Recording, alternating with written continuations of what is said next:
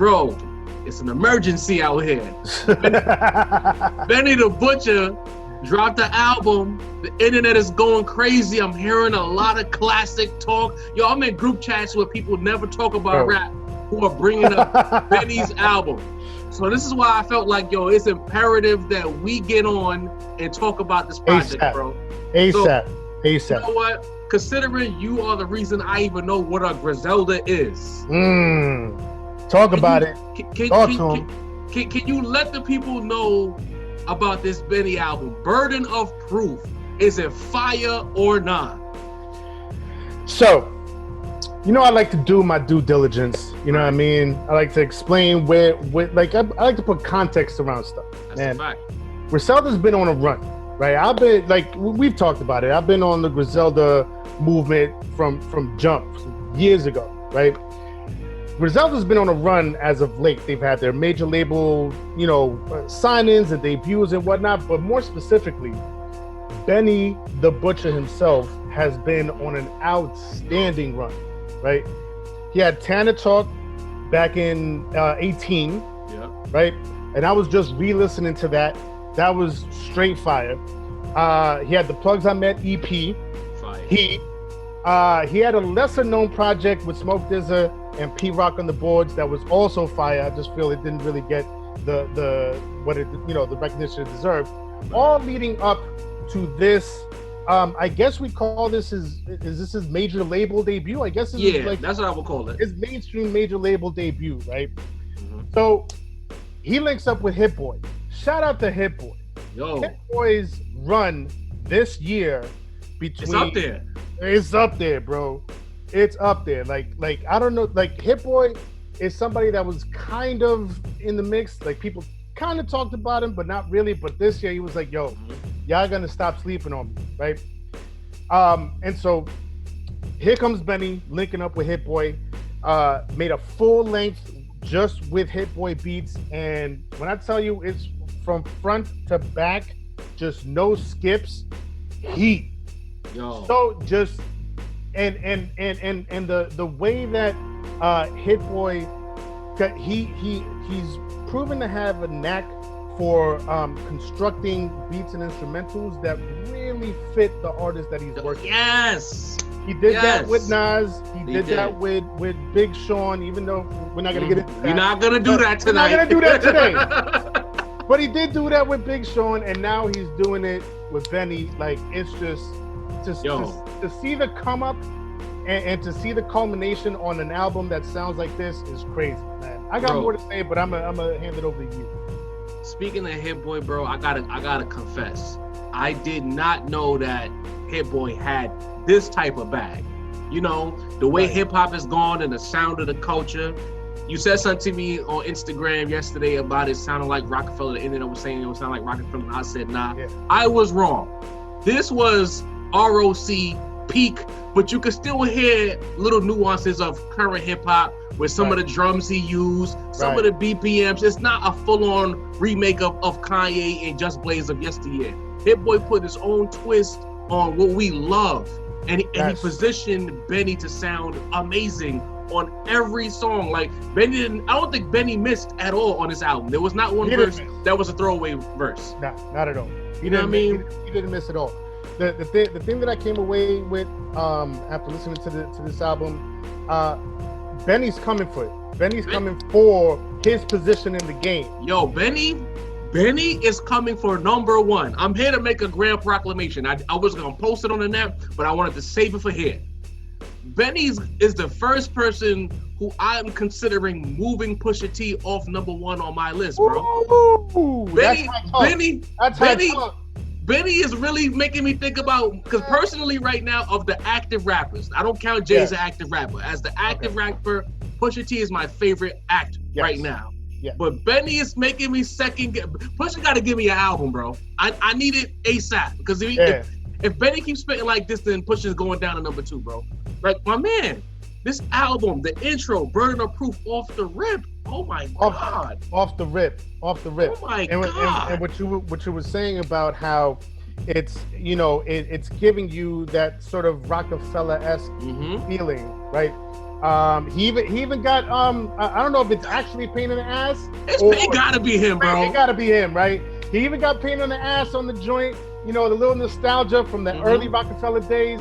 Like, you know what I mean? He's definitely going for that.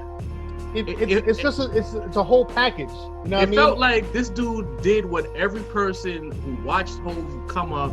Like, if I was gonna make an album and try to emulate my favorite, I would do it this way, all the way down to having Pain in the Ass, the Mad Rapper, his brother. You know what I'm saying? Like, bro, like, and the thing is, the first thing I do these days when albums drop, I scroll down to the bottom of Apple Music and I check to see how long it is. So when I saw it was 38 minutes, I got concerned. I'm like, damn, you giving me a rush job, bro. I felt the way. I'm not gonna lie to you. Yeah. But then when the album started to hit, I was like, oh my God, bro. I texted you. I was like, I was 4 tracks in. I'm like, yo, this album sounds monumental.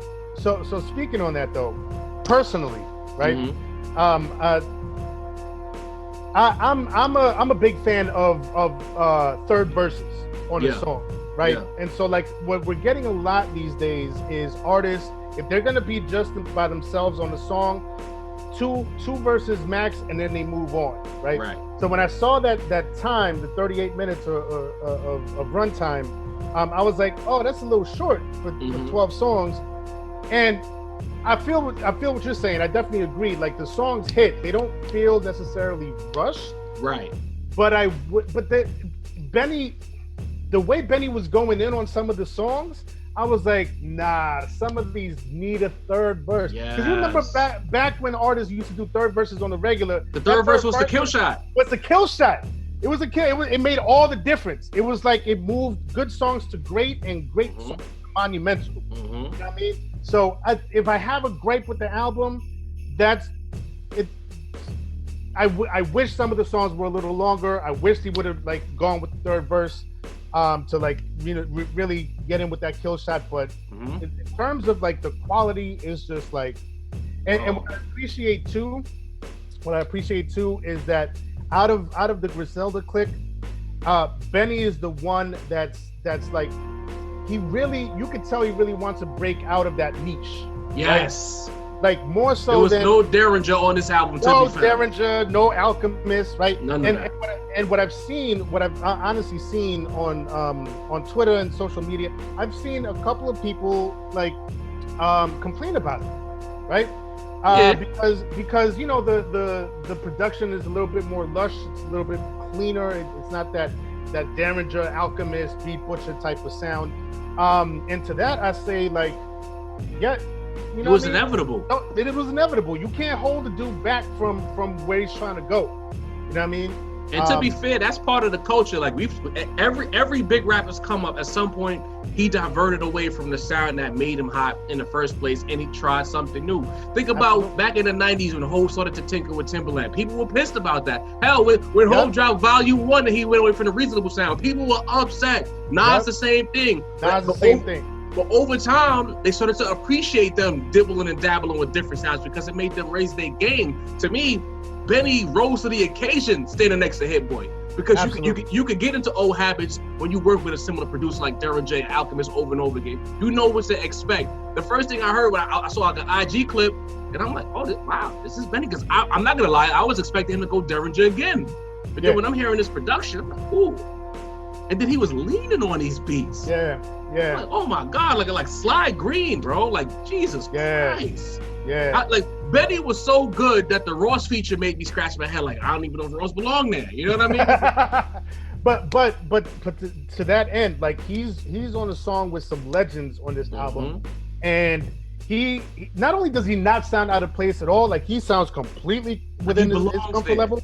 He belongs there, but he might be outshining some of these guys. Yeah. Right? Might be outshining Ross. You know what I mean? Now, shout out to Wayne. I'm not a huge Wayne fan. I think Wayne got him on that one. He kind of got him on that one, but I mean, when you hear him next to this type of, like, within this type of production and next to these legendary artists, he sounds like he fits right in, bro. It's crazy. It's a great thing to see. I'm almost upset that this album didn't have more promo, more placements, a bigger push, because if you're gonna come out on a major, this is the kind of album you lead with. You know what I mean? Like you press play and you don't skip anything. And you have songs that you can sell, because I've noticed during this pandemic, because of the party scene not being what it once was, a lot of these songs that are supposed to be club records don't go anywhere. Like, you really got to rap in 2020, because that's all people want. We in the house, so we need something with substance. That is a great point, bro. That's such a good point, because like you said, like, you know what I mean? Where are we going? What party's going on? What club is open? Nothing. So like, you know, everybody that was relying on the like, you can't just ride that wave anymore. Like, you got to come in with bars and substance, man. And you know what I mean? Benny has it in spades. One gripe I'll say I have about the album is the Dom Kennedy feature, though, because we got to be balanced.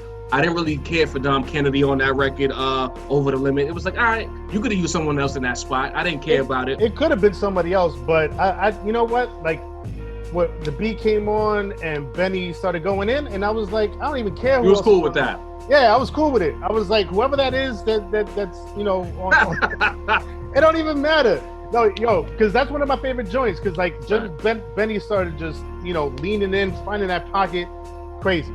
Famous, bro. Stupid. Famous is crazy. Shout out to Conway on War Paint. Yo, Sin, don't move. Sin. Bro. War Paint gave me goosebumps, bro. Yes. Goosebumps. Absolutely. I'm walking down Flatbush with goosebumps. I'm like, what? And that's when I posted. I was like, they don't have the right. Griselda should not have the two of them on the same spot. That's unfair, bro. It's unfair. And the way that they play, like you could see everything sort of falling into place for them. Mm-hmm. West Side is, you know, getting out of the limelight. Yeah. Play the back role. Conway almost has like that underdog role, like on lock. You know what I mean? And then Benny is the one that's shooting for the stars. Like, I know I've heard you say, you know, like, if you comparing them to like the Locks, that Benny is like Jadakiss and Conway is like SP. Yeah. If we're going with the Rockefeller comp, then I feel like not to say that Benny is on a level of Hov, but in terms of like the position that they play, like Benny is trying to play the whole role, and I would put Conway like the Beanie C. Beans, yes. Beans, because he has that, you know what I mean? It's just like straight raw. Like, he don't it don't even seem like he really want to be a star. He just wants to like out rap everybody. He just want to be the best rapper. That's it. Nah.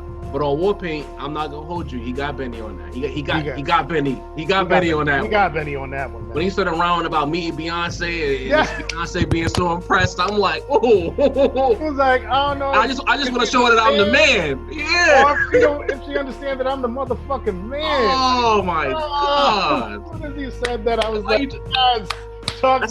that's how you talk, bro. I just feel like it's because all of these rappers now with the you really don't get to appreciate the verbiage. Some of them spit just enough for you to like it, but a lot of them don't. So hearing these guys, especially Benny, like the thing I love about Benny is the fact that he lets you in. This whole album was about him. Like each verse, he's giving you a different model, a different situation. Being in jail, we said, what was it, 2,000 days or something like that he was talking about. These things matter, you know what I mean? Right. I want to know who you are. You know what I'm saying? That's why I love that Conway versus Conway finally put the guns down for a second and was letting us in a little bit. And I was like, Conway, like, I like that. You know, even the use of West Side on the chorus, I ain't get a verse, and I was okay with that, bro. Like, this album is a star maker. Like, I hope that it goes viral with Classic Talk. I want people to go seek this album out, because you, as a rap fan, what more could you ask for besides some trap beats? Like, if that's what you into, I can't force you to like this album, but it has everything else. Yeah, it really does, man. And to anybody that's like, because I get it. Like, I'm, you know, rap sound. I like a certain aesthetic. I like the grimy beats. I like, you know, the Derringer and Alchemist and all that. Like Tana Talk, like just straight fire. But you know what I mean? Like, if for art, like certain artists have more in them. Yep. And you gotta let them, you know, spread their wings and let them flourish. Let them flourish, bro. So, Benny is flourishing right now. I could not be happier for the Griselda movement. You know what I mean? Their run continues, bro. Hell of an album, bro. So we need a score, Cinsere the Rap Snob. Give us a score. It's day one. Mm-hmm. So even though I'm excited about it and I'm happy about it, I can't give it more than a 4 on day one. It's a strong 4 though. Strong 4. It could move up, but right now it's a strong 4. All right. So I got my bungee cord. I'm jumping out the window. This album gets a 4.7 for me out of 5 right now. Because as soon as the album was done, I started it right over again. I went right back to it again. Wait, so we're not just doing 4 and then 4.5. We're doing like smaller increments? Because I need 4.1, 4.2. You could do that too. All right. Because it's not a 5, but it's not a 4.5. It's a little higher than a 4.5 for me. Okay. It's 4.7. All right. You know what I mean? See, again, for me, if I would have gotten some songs with like some third verses, got a little bit more length, it would have paused. I would have scored it higher. But like, I feel like some of these songs are gonna sit with us for a minute. I'm looking at the track list right now. Some of these records are really gonna sit with us, bro. Yeah, Thank God I made it. These songs are gonna resonate for a while, man. New Streets, when he was just rhyming over that loop. Ooh. Like Hit Boy, and like, because I'm producer, a beat maker, so I hear what he did. Like he when you chop shit up, but then chop it up in a way where it sounds like a continuous loop, like you can't even tell what the chops are. I was like, yo, this is crazy. Shout out to Hit Boy once again, because I did not know he had this in him. I have to repeat that. Hit Boy might be the pound for pound #1 producer right now. Because he's giving you every second you want. Yeah, man. Yeah. Listen, people, this is the Rap Roundtable. Jarv is Cinsere the Rap Snob giving you the Benny the Butcher review. I hope you appreciate it. Leave a comment, like, share, subscribe. Holla at your people. Peace. We out.